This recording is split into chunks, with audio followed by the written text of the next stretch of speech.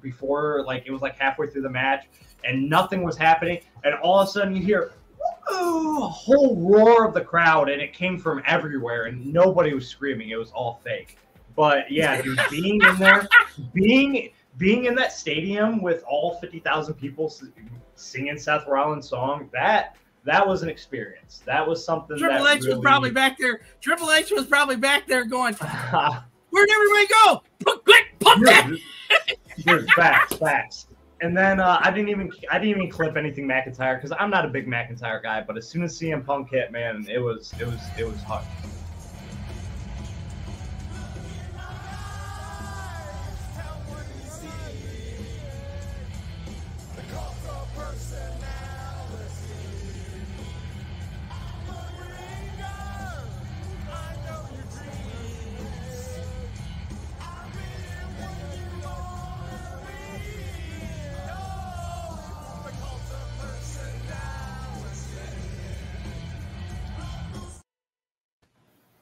So at this point, my voice is long gone, and I'm singing. You're going to hear me hardcore singing the Cody Rhodes theme song, but my voice is long gone. Taylor's voice is long gone.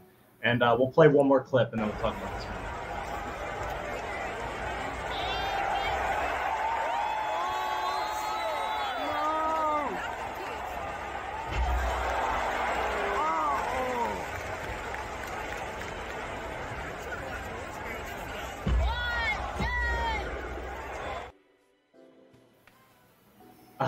Yeah, Lady Dirt, did you tell them who our neighbors were? Yeah, I sit down, and out of every seat in the stadium, I sat next to the one people that brought a baby to the event, bro. A baby, which was fine, because honestly it wasn't that bad. But like while I was on my phone, like anytime I'm recording, the baby was like trying to reach for it and stuff, and she wasn't crying or screaming, and that's what I was afraid of. So like it was a little weird, but I'm just like, man, that's my luck. But I'll start it off, man. I was very sad that CM Punk lost, but I think this rivalry is going to keep going between, I think all three of them deserve a match, Seth versus McIntyre versus CM Punk. And then after that match is done, we'll see what happens. But I think Seth did a decent job as the ref. I liked the interference with the little bracelet, the added bracelet. But I wish, yeah. And Adam made best friends with the mentally challenged guys. Punk needed someone else there.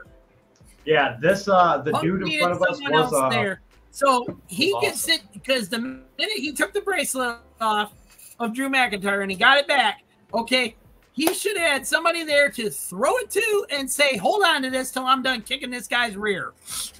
Yeah, because the minute it went on Seth Rollins' wrist, it just freaking went off the rails from there, and my uncle was so miffed off. He says, he said the Cody Rhodes and Solo Sikoa match better be good, or I swear to God I'll sue WWE. And it was, and we'll get to that too. Tony, then who? Then Papa. Oh, it was so good. Well, I'll go on record and say that I've been a McIntyre fan since he was in 3MB. I always loved Drew. Man. Now, the thing about Punk losing, he may have lost the first fight, but he's not going to lose the last one. I guarantee you this is going to end with a CM Punk Supreme victory. And as far as Seth goes, it gave me, maybe it reminded me of when Shawn Michaels guest ref against The Undertaker and Bret Hart. Yeah. Did have a lot of that same vibe with the cutoff shirt and everything. But I enjoyed it. I enjoyed the match. And like I said, CM Punk will get, he'll be able to he'll get that bracelet back. Yeah, thanks. Who? What stadium was that at? The Browns, Cleveland Browns. It was the Browns Stadium. Okay, yeah, so it was probably almost like a homecoming too for Logan, right? Yeah, and it was hilarious that the entire crowd was booing him the entire time. And like MGK was there because he's from Cleveland, and Jelly Roll was there because he performs in Ohio all the time. So it was nice to see a lot of the hometown guys there. Who? Thoughts of that CM Punk match? I mean, it was good enough. It wasn't great, and I didn't like all the shenanigans with the wristband, the bracelet, thing, whatever it is. Yeah, bracelet. Like there was a way had to happen. It was an added little. No, thing. I mean, I don't have a problem with them doing it a little bit, but they did it a lot. Like I thought there was lots going of to stuff be with that, and it's more interference was my thing. I thought there was going to be a lot more weapons used. Seth was going to let it kind of go off the rails a little bit. Part of my issue with it, they've sort of built it into seeming like it would be a blood feud sort of situation. Like and they had a pretty standard sort of match, and it was fine. Like Punk's good, we all know that, and Drew's good too. They're both fine, and Rollins was fine as the referee, didn't have a problem. It's just it felt a little bit underwhelming for the build. Now, who won it, I think is absolutely the right decision because CM Punk could fall apart at any minute. Agreed. You know that. You've got to put over the guy that's been there and will be there for a long time to come in a good position. And Punk is also in a position where he never needs to win again. Really? Right, because he's like John Cena. He's like John Cena. He can just lose forever and everybody's going to love him. So, I forgot to play this clip, but this was cool walking behind where they do like the pre-show that Joseph did. No matter where the song is played, Kingdom empowers the WWE Universe in a way that transcends language, borders, and cultures.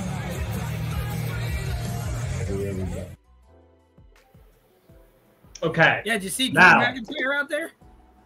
No. You didn't see Drew McIntyre out there. Somebody bought a CM Punk T-shirt and asked him to sign it. Really? And he actually signed it with the words. We dipped immediately with the F word on it.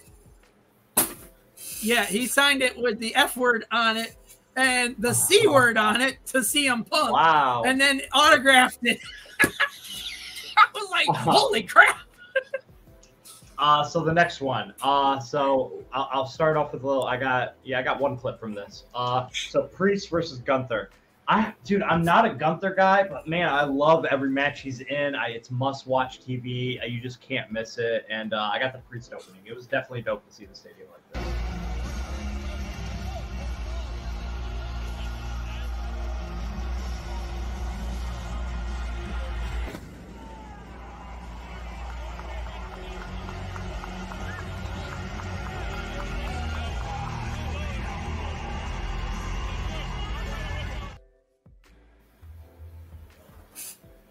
And I just want to take a special second to shout out Hassan Terrell. Just a new name I haven't seen before, and much love to you, man.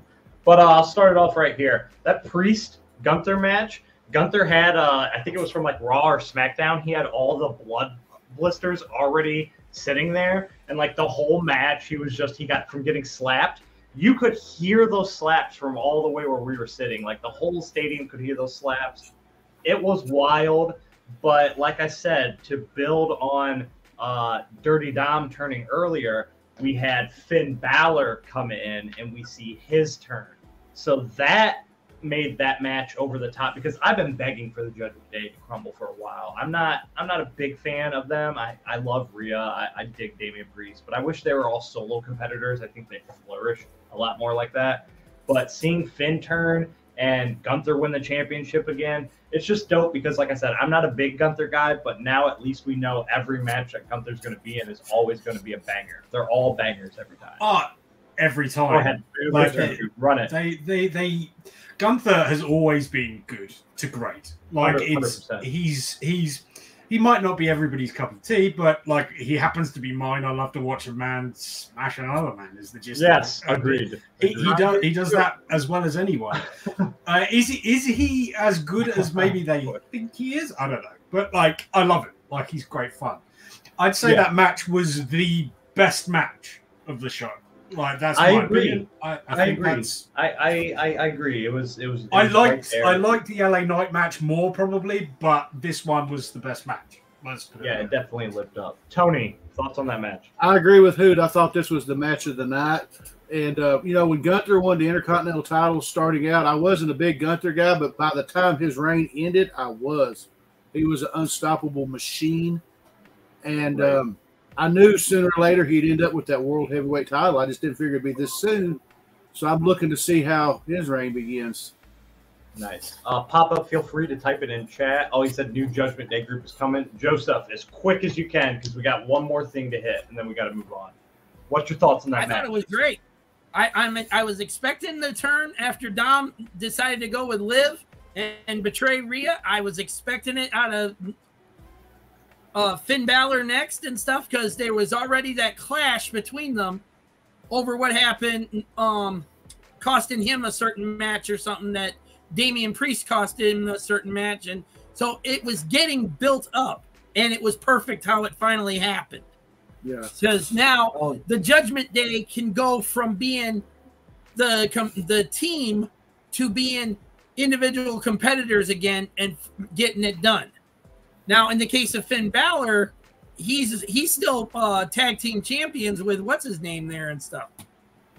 So they could still end up doing something else. I might have screwed up. I'm trying to upload a clip that I deleted, so hopefully that doesn't screw anything up. You shouldn't. Because I didn't have, man, I had the Cody Rhodes entrance, but I got rid of it somehow. But yeah, we'll move on. So we'll just start it off. Cody versus Solo, man. It was the big match of the night. We'll take it one thing at a time. Don't get too far ahead of yourself until I play the clip. And it was very boring, in my opinion, for being a Bloodline Rules match. Until everything started popping off, it was a Bloodline Rules match. So I thought tables were going to be out, ladders were going to be out, kendo sticks.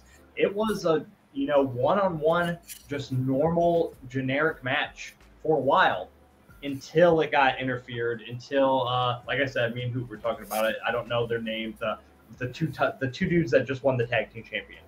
They were the first ones that came out. It was cool watching them run out, watch the crowd. The Gorillas of Destiny. Just use that name. It's easy to remember. Yes, the Gorillas of Destiny. It was cool watching the crowd part as they were running up, because I have no idea where they even came. They came running from the middle of the crowd. So they came and interfered, but it was very surprising to see it just be kind of a basic match without any weapons or anything at all up until that point. So let's see. Oh, there's another new name. 90 MFC. Finn and JD join Gunther with New Imperium. That'd be wild. That'd be wild. I mean, I'd watch it, but it's not going to happen. No, I think they're going to win. Do you think we're going to get Demon? We might get Demon Finn Balor back. Yeah, possible. I'd be into that. Not as a heel. Like you can't do that as a heel. Like it's a face thing. I agree. As soon as this clip's done processing, I could run it.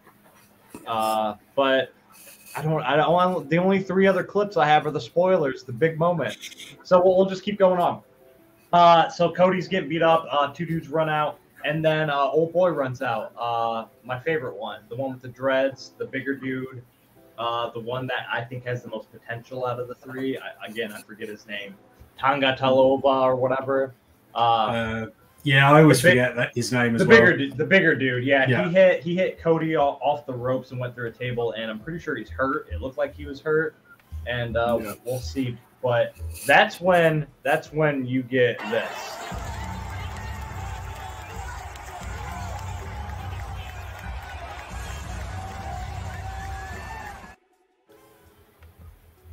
We're gonna go to this one.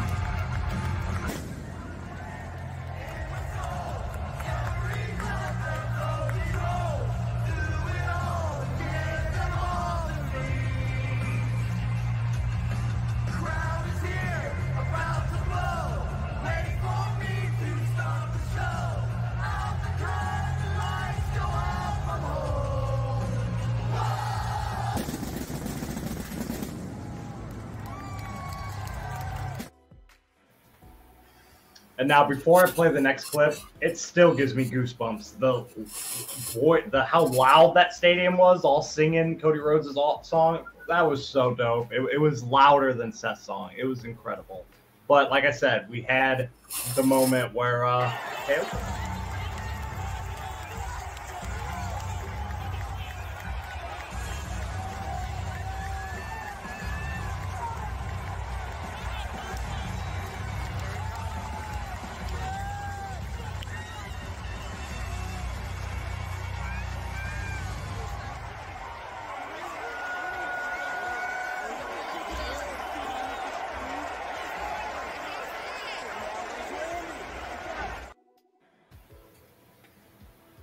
And then the next clip, right in the beginning, you're going to hear my girl lose her mind because she loves herself some Randy Orton. So as soon as his music hit, she went ballistic.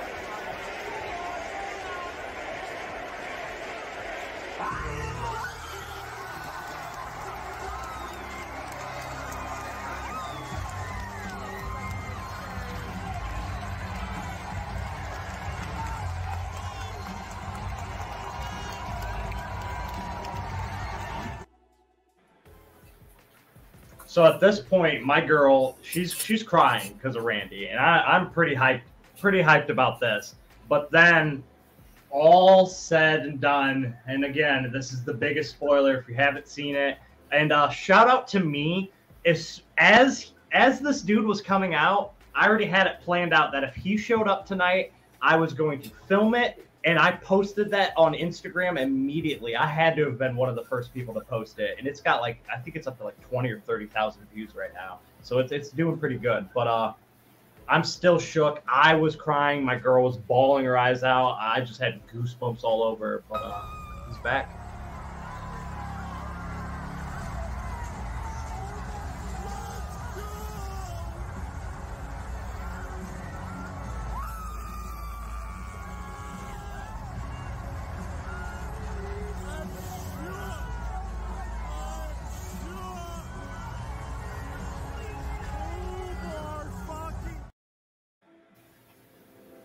All right, it's facts, man. We the ones. So I know it's a lot, and again, we'll do it as quick as you can. Tony, thoughts? Awesome match. I marked out when Roman came out. That was freaking awesome. Long time. I love to see now. Maybe he'll come back as a face. And going forward, when I was talking about the Sami Zayn thing, I see the civil war between the bloodline with Roman reuniting with the Usos and Sami. I could see that. Who? Thoughts? Yeah, I thought it was an okay match. I was quite impressed with Solo Sikoa, actually. Yeah. Like, I think he handled himself very well in that match, and I'm with you a little bit in so much as like, I agree that they basically just had a match for a while that you would see on Raw, like, which is a mistake. Like, just fundamentally, because apparently the crowd is waiting for the thing that you're promising them. Oh, the whole time, everybody's talking about it. Everybody's on the edge of their seat, just waiting for somebody to come out. Exactly. So as soon as the first two came out, it was like now you've already missed your chance to have that match. You've already missed the point because now it's about the random appearances. Joseph, as quick as you can. Roman, I assumed he was going to be there already, so like it really wasn't that much of a surprise.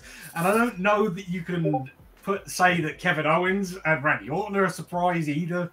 Like, I mean, particularly, I just assumed they were going to come out. So, like, I thought it was Jimmy or Roman. It was one of the two. We were getting one of the two. I'm surprised we didn't get Jimmy, honestly. That would have been good. That's where I was at. Joseph, what's your thoughts on that? Oh, like you said, the match felt boring at first. It felt very boring at first because it's supposed to be bloodline rules. Okay, so that means they should have had ladders, tables, all that good shit going on. But instead, it just felt like a normal match. But then you got Randy Orton coming out. You got Kevin Owens coming out. You got them taking on the members of the bloodline and stuff. And then when Roman shows up, it was just like everything finally took off. And just as it's getting where you think it's going to be, Solo's going to claim the title and crap, Roman shows up, kicks him right to the curb and stuff, and ruins his chances of becoming champion. And I think it's all because Cody said he wants to face Roman again and not the wannabe. Right. Do we really believe that Cody couldn't have won that match without Roman wandering down to the ring and doing what he did? I believe he still would have won. Cody, like, that's the booking of the match wasn't good enough. Right, the position, and again, what was it? Arn Anderson in the beginning talking about the friends in high places. So you knew at least somebody was coming out. The And, sense of jeopardy wasn't there. For, like, I never believed that Cody could lose that match. 90 MFC hit it on the head. I think the match served its purpose. It was about Roman's return. But what I think, because I've been so sick of the Bloodline storyline, it's been great. It's been one of the best storylines we have, but it's so drawn out. But now we're gonna have, I think we're gonna have Roman, Cody. What is War Games? Is it 5-on-5 or 6-on-6? It's 5-on-5, I think. All right, yeah. So we have Roman, Cody. Right. So Roman, Cody, Randy, and KO. That's 4 versus Solo. They would have 4. So both teams would need 1. So that's what Civil War Bloodline. That's what I assume is at War Games, and then. I think Roman, because I called most of SummerSlam on the way there. I'm really good at calling pay-per-views. It's not hard if you follow what's going on. I think Roman's gonna not betray Cody, but turn on him. I think Roman's his own thing. I don't think you'll ever see Roman go back to Solo in the Bloodline or anything like that. I think if you might see a new Bloodline with The Rock coming back or whatever. But now it's 4-on-4. If it's 4-on-4, that makes perfect sense, Papa, because that would be perfect. Because then you wouldn't have to add something random. Just like the whole betrayal for Dom going with Liv Morgan and stuff. No one actually saw that one coming. There was a lot of people that said, "Okay, so Rhea forgave him and stuff. It's all water under the bridge. He's going to help her win the title back and everything else in between." No one saw that one coming. And even Michael Cole, goddamn, he was spitting and sputtering. Yeah, well, he's paid to do that. I wasn't surprised in the slightest by that. That's like I was definitely the crowd. You got a big reaction of the crowd. I didn't see. I saw Mommy winning and maybe Dom turning. But I didn't think Dom was going to lock lips and make out with Liv like that. And big props to them. They're both married and happy and have kids. Like, big props to them for the acting job. They sold the hell out of that. So I thought it was really good. So that was full experience. Like I said, it was phenomenal. I'm still on cloud 9. I'm still very sore. I'm very tired for it.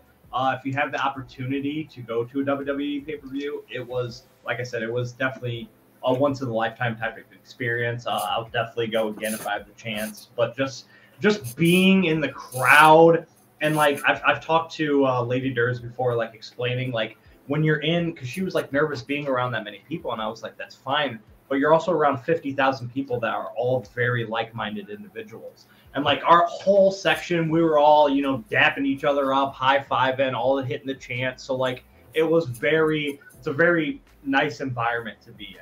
It's not like a toxic environment or anything like that. Yeah. So I really Adam trying to protect his phone from a child. Yeah, it was like that, and I forgot my little swivel thing. So sorry when I dropped the full YouTube video later this week. Sorry if the camera quality is a little shaky. I forgot my little gimbal for my thing, so that's where I'm at. But we've come to the point. Let's burn through it. Comic time.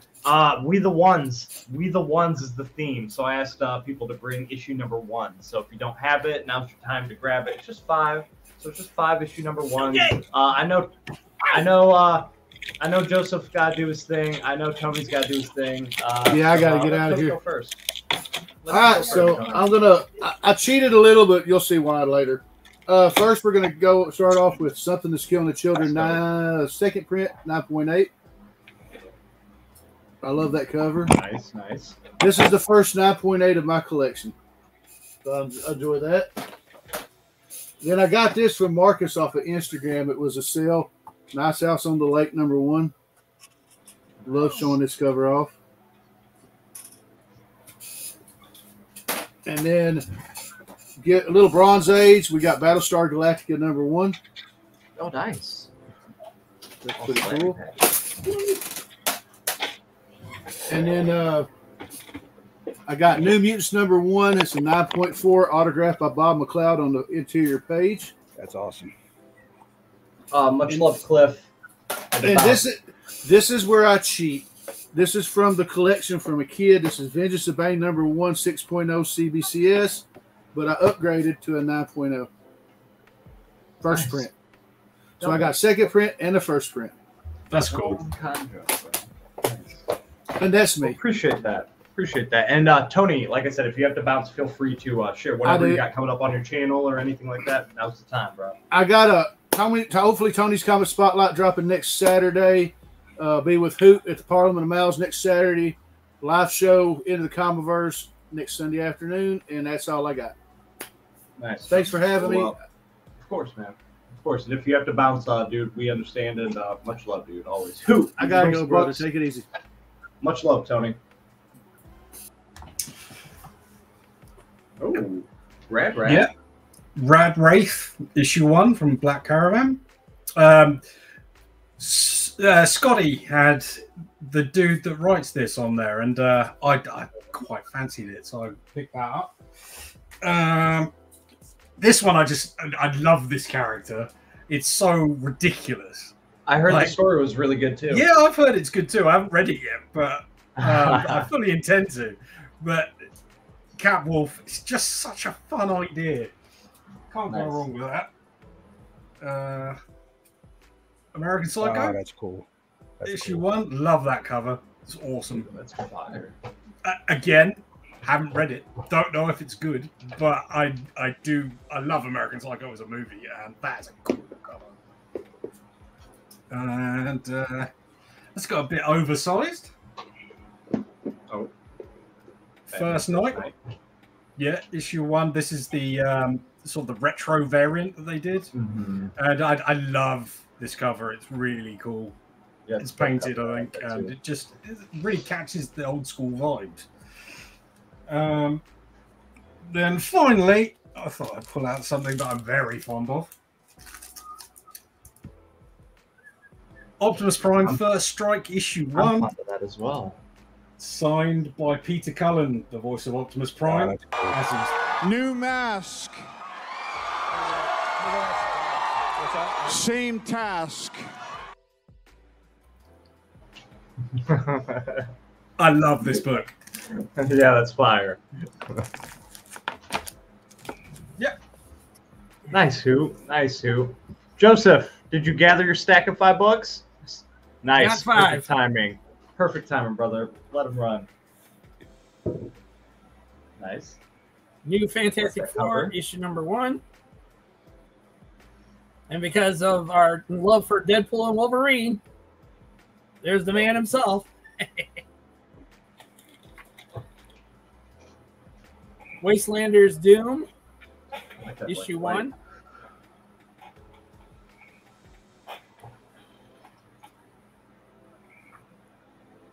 Nubia and the Amazons, issue 1 of 6. Or is it 5? It's 6. Issue 1 of 6. Oh, yes, sir. Can you see that? It's yes, sir. There we go. doesn't matter. Still counts. Of course, it's a reprint. I know. I'm just teasing. Oh, nice. And then West Coast Avengers issue number 1. Underrated series. Nice. Oh yeah, I loved the West Coast Avengers. Me too, man. Believe it or not, when I was in my younger years, I actually enjoyed West Coast Avengers more than I actually enjoyed the Avengers comics itself. Me too. 100%. Nice, Joseph. Appreciate you pulling those. Rich, I saw you digging around. What you got? Well, what are the rules, man? I don't want to break the rules. For issue number 1, that's it. Okay, so this one might break a rule a little bit, but you'll see what I mean in a second. I don't care. Cap 100. It still counts. It's an issue 1. It's an Totally issue counts. Iron Man number 1. That's fire. I got 2099 number 1. Yes, sir. By Rick.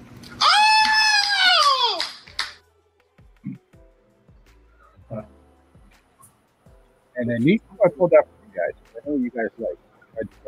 I appreciate. Yeah. Oh, that's the one I need to get. I need to get that in the Transformers crossover. I have a Transformers one too, but it's like a 3.0 Nice. or a 4.0. And this is for you, Durs. It's going number 1. Oh man, I gotta.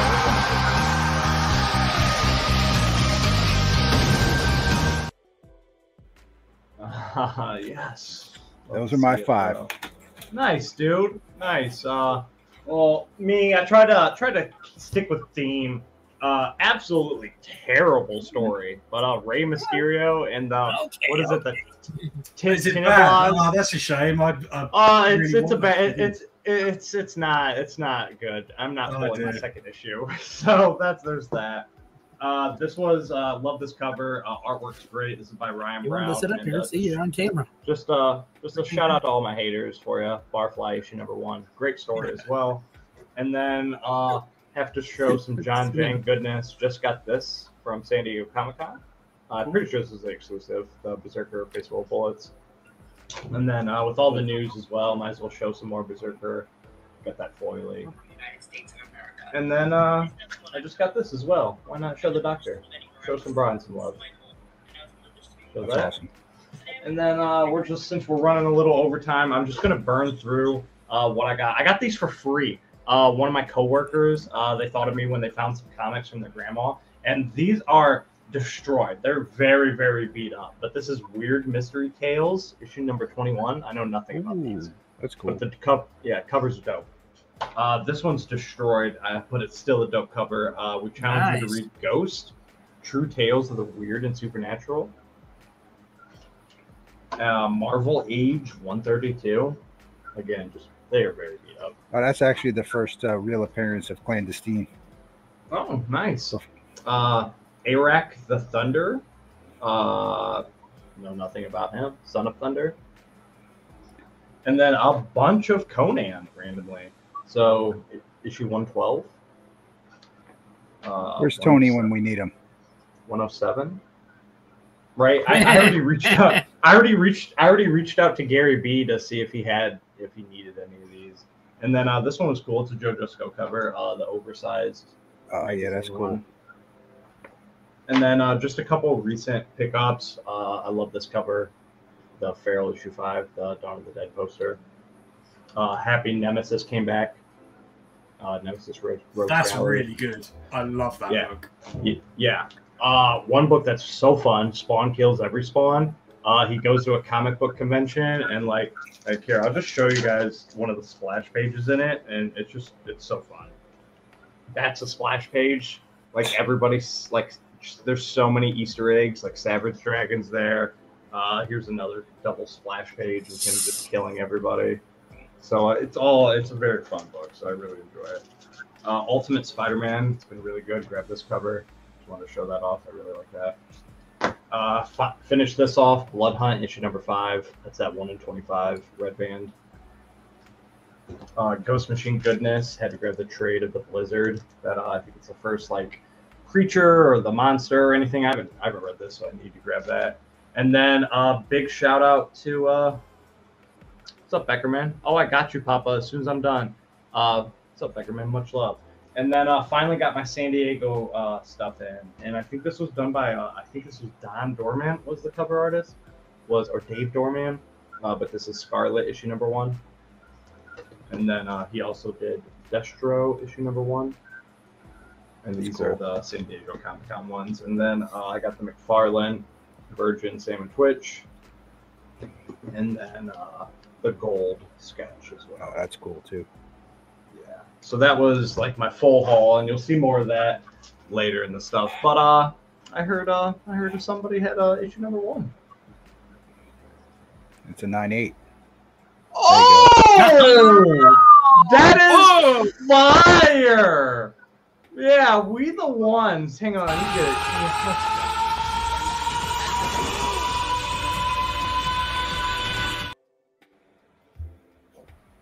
WWE, I'm trying to read the top of that. Oh, WWE. Say it, DB8, say it.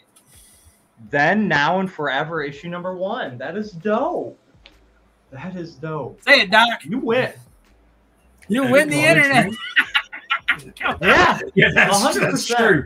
100%. He does win the internet with that. It's awesome. He definitely on theme, on brand, on point. Papa, you 100% win out of all. That's awesome. So, Papa, feel free to let us know down in chat what you got coming on. But, Rich, as we wind down, appreciate your time, appreciate your love. What you got coming up, man? Real quick, I didn't get to chime in before. I'm not a big wrestling fan, so I don't know what was going on, what you guys were all hyped up about. But I have been to a lot of live events, man, and that looked phenomenal. So I'm glad. Same. Thanks, man. Appreciate those things are awesome. I do a pressing video that drops every Tuesday. I am on a schedule from now on because my channel has been so random. So I will always have a new pressing video come up on Tuesdays.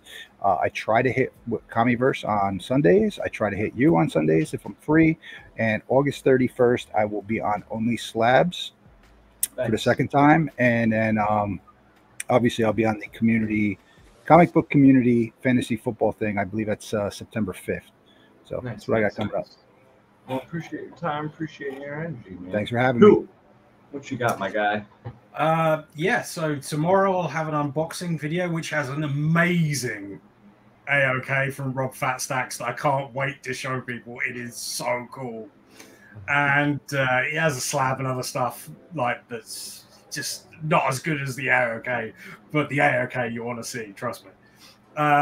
Then on Saturday, they've got the Parliament of Mouths. And then I'll be on with Tony next week on Sunday.